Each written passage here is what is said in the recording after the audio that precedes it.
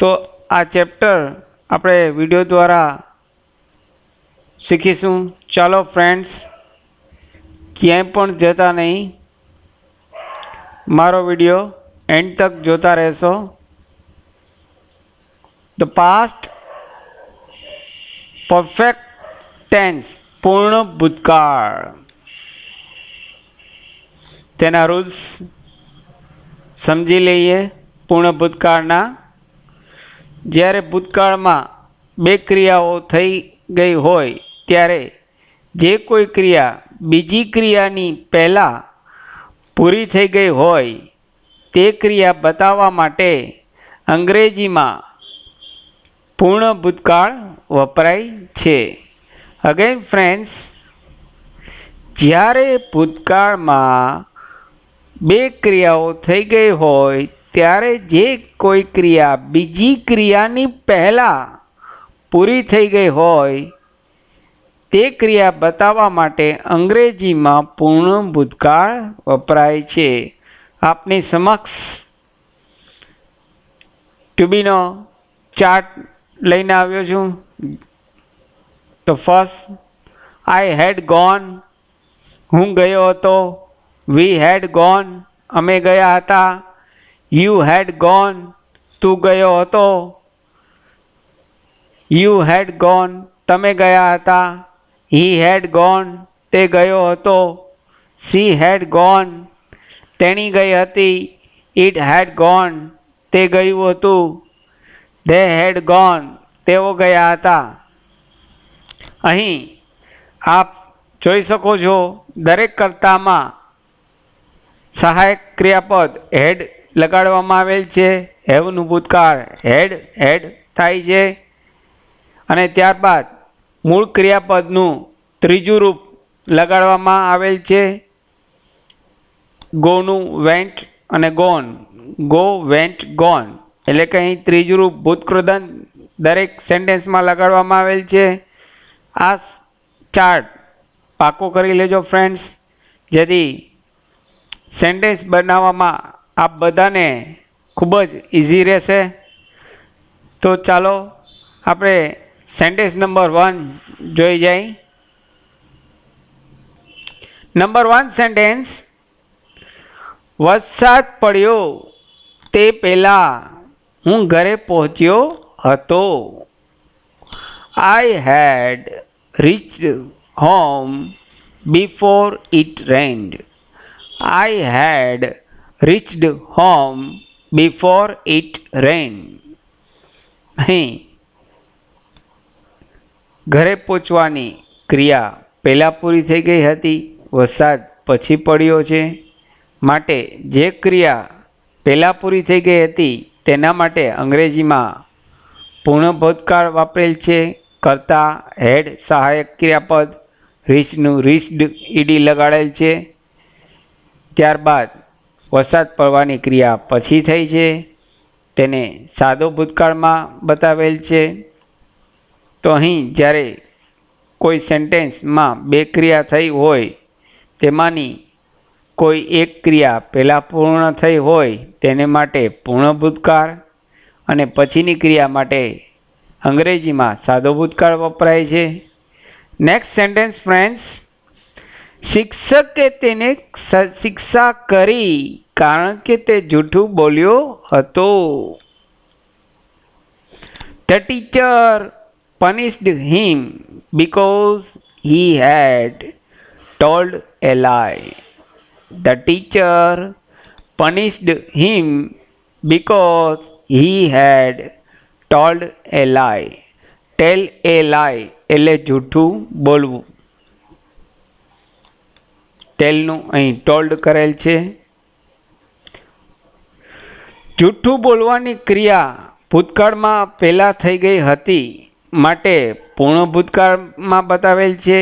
શિક્ષકે તેને સજા પનિશમેન્ટ પછી આપી માટે ત્યાં સાદો ભૂતકાળ વાપરવામાં આવેલ છે. નેક્સ્ટ સેન્ટેન્સ ફ્રેન્ડ્સ, હું તેને મળવા ગયો ત્યારે તે બહાર ગયો હતો, અથવા જ્યારે હું તેને મળવા ગયો ત્યારે તે બહાર ગયો હતો. He had gone out when I went to see him. He had gone out when I went to see him. અહીં તેની બહાર જવાની ક્રિયા પહેલાં પૂર્ણ થઈ ગઈ હતી અને મળવાની ક્રિયા પછી થઈ છે.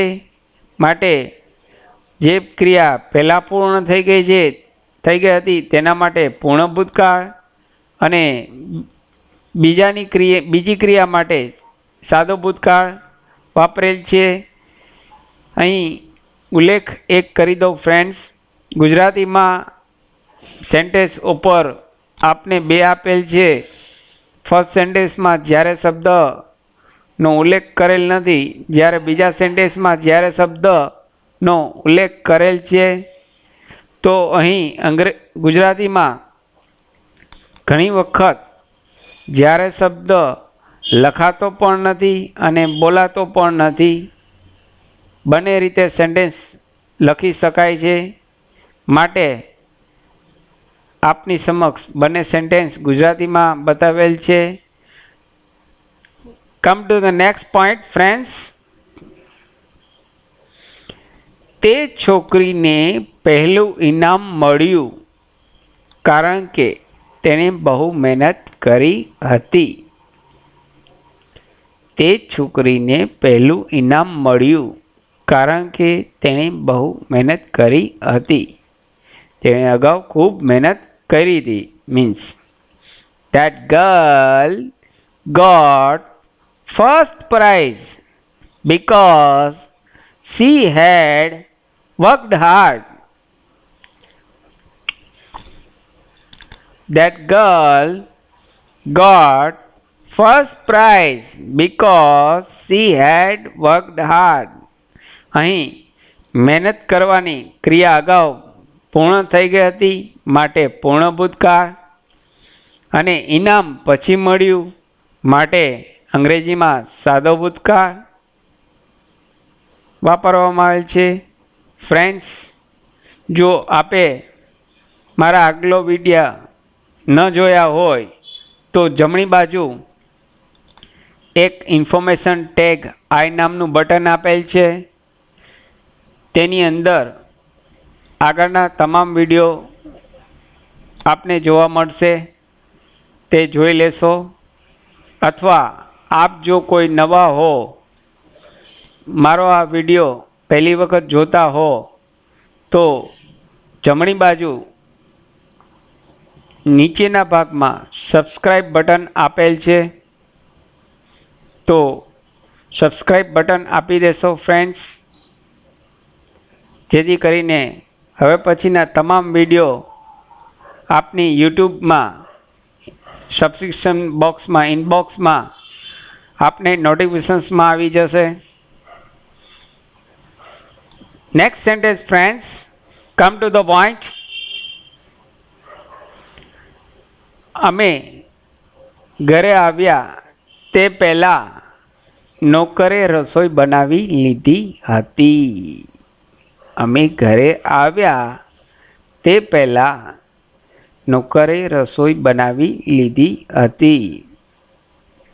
The servant had cooked before we came home. The servant had cooked before we came home. તો અહીં રસોઈ બનાવવાની ક્રિયા ભૂતકાળમાં પહેલાં પૂર્ણ થઈ ગઈ હતી માટે પૂર્ણ ભૂતકાળ અને ઘરે પહોંચવાની ક્રિયા આવવાની ક્રિયા પછી થઈ હતી માટે સાદો ભૂતકાળ વાપરેલ છે. હવે ફ્રેન્ડ્સ, ખાસ અહીં એક એક્સપ્લેનેશન કરી રહ્યો છું. ખૂબ જ અગત્યનો પોઈન્ટ છે, ધ્યાન આપશો.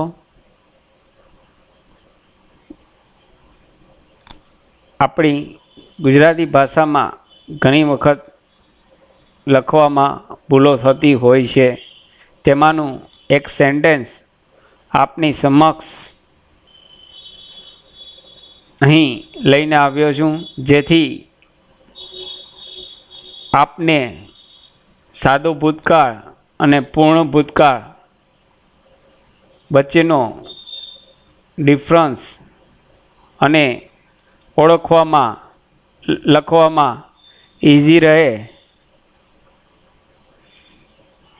એનો અહીં મારો નમ્ર પ્રયાસ છે. તો પ્લીઝ ફ્રેન્ડ્સ, સ્ક્રીન પર ધ્યાન આપશો. આપના મોબાઈલમાં, લેપટોપમાં, ડેસ્કટોપમાં જેમાં જોતા હો તેમાં સ્ક્રીન પર જોશો. ખાસ નોંધ: ગુજરાતીમાં એક ક્રિયા ભૂતકાળમાં થઈ હોય તો પણ પૂર્ણ ભૂતકાળ વાપરવાની આપણને ટેવ છે. ગુજરાતીમાં કોઈ એક ક્રિયા ભૂતકાળમાં થઈ હોય તો પણ ભૂતકાળમાં વાપરવાની આપણને ટેવ છે. Example number 1. હું ગયા અઠવાડિયે રાજકોટ ગયો હતો. હું ગયા અઠવાડિયે રાજકોટ ગયો હતો. તો તેનું અંગ્રેજી થશે I went to Rajkot last week. I went to Rajkot last week.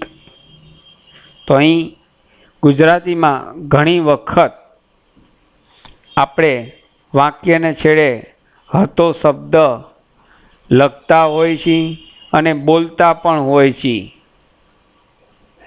અહીં હું અથવા તમે બધા આવી જાય. બધા આ જ રીતે વાક્યો બોલતા હોય છે ગુજરાતીમાં કે હું ગયા અઠવાડિયે રાજકોટ ગયો હતો. ગયો એવું બોલતા નથી. હું ગયા અઠવાડિયે રાજકોટ ગયો એવું બોલતા નથી, પણ હતો શબ્દ છેલ્લે લગાડીએ છીએ વાક્યમાં, જે આપણી આદિકાળથી આપણે બધાને ટેવ જ છે. તો અહીં આપણને કાળ ઓળખવામાં ઘણી તકલીફ પડે છે કે કયો કાળ થાય. તો અહીં ખાસ ધ્યાન રાખવું કે સાદો ભૂતકાળ અંગ્રેજીમાં કહેવાશે I went to Rajkot last week. પણ I had gone to Rajkot last week એ વાક્ય તદ્દન ખોટું છે. It is wrong. આ રીતે અંગ્રેજીમાં કોઈ દિવસ લખાતું નથી. ફ્રેન્ડ્સ, ઘણા મિત્રોને આ વસ્તુમાં મિસ્ટેક પડે છે. હું જાણું છું, જોઉં છું, અનુભવ કરેલા છે. માટે જ આપની સમક્ષ આ સેન્ટેન્સ લઈ અને બંને વાત ક્લિયર કરું છું, ગુજરાતી અને અંગ્રેજી. તો હતો શબ્દ આવે એટલે મોટે ભાગે વિદ્યાર્થી I had gone to Rajkot last week એવું લખી નાખે છે. તો અહીં ખાસ ધ્યાન રાખવું, જ્યારે કોઈ એક જ ક્રિયાની વાત ભૂતકાળમાં થઈ હોય તો અહીં સાદો ભૂતકાળ જ વપરાશે અંગ્રેજીમાં. નોંધ કરી લેશો ફ્રેન્ડ્સ, સુપર કામ લાગશે અંગ્રેજી શીખવામાં. તમારા માટે જ ફક્ત ઓનલાઈન અહીં આ વસ્તુ રજૂ કરી છે. હજુ પણ આપે મને જો સબસ્ક્રાઈબ ન કર્યું હોય તો જમણી બાજુ બટન આપેલ છે. ખૂબ ખૂબ આગળ વધો ફ્રેન્ડ્સ, પ્રગતિ કરો દુનિયામાં. એ જ અહીં મારો આપ બધા માટે આ લોકડાઉન પીરિયડ દરમિયાન મારો પ્રયાસ છે. અત્યારે આપણે બધા ફ્રી હોય છીએ, તો સમયનો સદુપયોગ કાઢી અંગ્રેજી ઓનલાઈન ઘેર બેઠા શીખીએ, એ જ અહીં મારો એક નમ્ર પ્રયાસ છે ફ્રેન્ડ્સ. જો આપને મારી વાત હજુ પણ ગમી હોય, વાક્ય આ વિડીયો ગમ્યો હોય, તો ફ્રેન્ડ્સ મને સબસ્ક્રાઈબ કરવાનું ભૂલશો નહીં. હવે come to the point friends. કાળ ઓળખવાની નિશાનીઓ. વાક્યના છેડે યા હતો, યો હતો, રી હતી, યુ હતું, ધી હતી, ઈ હતી. બંને ક્રિયામાં આવે ત્યારે પૂર્ણ ભૂતકાળ વપરાય છે. એક્ઝામ્પલ જોઈ લઈએ ફ્રેન્ડ્સ. અમે ઘરે પહોંચ્યા તે પહેલા લોકડાઉન પીરિયડ વધારવાની જાહેરાત થઈ ગઈ હતી. અગેન ફ્રેન્ડ્સ, અમે ઘરે પહોંચ્યા તે પહેલા લોકડાઉન પીરિયડ વધારવાની જાહેરાત થઈ ગઈ હતી. આજના સમયને અનુકૂળ સેન્ટેન્સ આપની સમક્ષ રજૂ કરું છું, જેથી કરીને આપ લોકો બધાને આ કાળ સંપૂર્ણ રીતે ઇઝી ભાષામાં સમજાઈ જાય, એ જ મારો નંબર પ્રયાસ છે ફ્રેન્ડ્સ. લોકડાઉનની પીરિયડ વધારવાની જાહેરાત પહેલાં થઈ ગઈ હતી, માટે પૂર્ણ ભૂતકાળ. અમે ઘરે પહોંચ્યા તે પછીની ક્રિયા, માટે સાદો ભૂતકાળ. Next sentence friends. હું ઘરે આવી તે પહેલાં તેણે જમી લીધું હતું. તેની જમવાની ક્રિયા પહેલાં પૂર્ણ થઈ ગઈ હતી, માટે પૂર્ણ ભૂતકાળ. ઘરે આવવાની ક્રિયા પછી થઈ હતી, માટે સાદો ભૂતકાળ. નેક્સ્ટ. પોલીસ આવે તે પહેલાં ચોર ભાગી ગયો હતો. પોલીસ આવે તે પહેલાં ચોર ભાગી ગયો હતો. તો અહીં ચોરની ભાગવાની ક્રિયા પહેલાં પૂર્ણ થઈ ગઈ હતી ભૂતકાળમાં, માટે પૂર્ણ ભૂતકાળ. પોલીસને આવવાની ક્રિયા પછી થઈ હતી, માટે સાદો ભૂતકાળ. ભાગી ગયો એને માટે અંગ્રેજીમાં રન અવે વાપરવામાં આવે છે. તો ફ્રેન્ડ્સ, આશા રાખું છું કે આપને